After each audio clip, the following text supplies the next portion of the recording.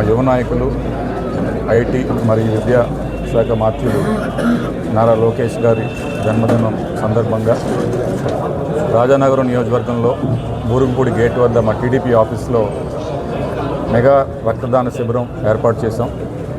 దీనికి అనూహ్య స్పందన నుంచి అభిమానుల నుంచి వచ్చింది.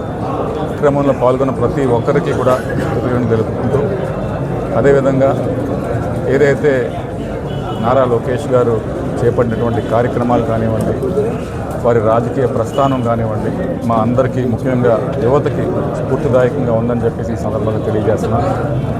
ఏ విధంగా ఆయన రాజకీయాల్లో తొలి అడుగుల నుంచి ఈ వేళ వరకు ఏ విధంగా ఆయన మలుచుకున్నారో, ఒక వ్యక్తిగా, ఒక సామాజిక శక్తిగా ఆయన ఏ విధంగా ఎదిగారో మేమంతా కూడా గమనిస్తూ వారిని స్ఫూర్తిగా తీసుకుంటూ ముందుకు నడుస్తున్నాం.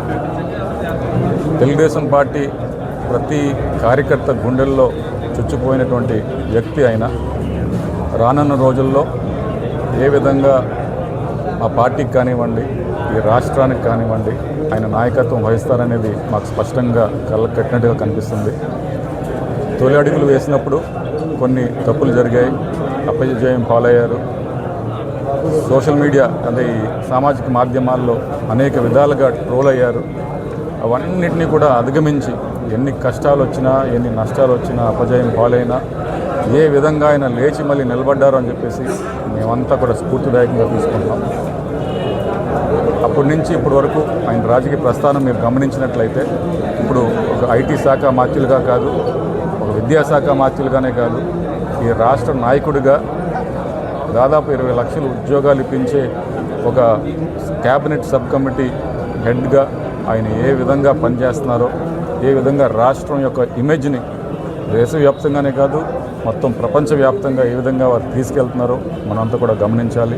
మన డేవోస్లో కానివ్వండి, సిఐ సమిట్లో కానివ్వండి, అనేక దేశాలకు ఆయన చేసినటువంటి పర్యటనలు కానివ్వండి, ఏ విధంగా రాష్ట్రానికి పెట్టుబడులు తెస్తున్నారో, లక్షల కోట్ల పెట్టుబడులు ఏ విధంగా ఆయన తీసుకురాగలుగుతున్నారో ఒక్కసారి ప్రతి ఒక్కరు కూడా గమనించి ఆయన్ని రానున్న రోజుల్లో దీవించాలని చెప్పేసి ప్రతి ఒక్కరిని కూడా కోరుకుంటున్నాం.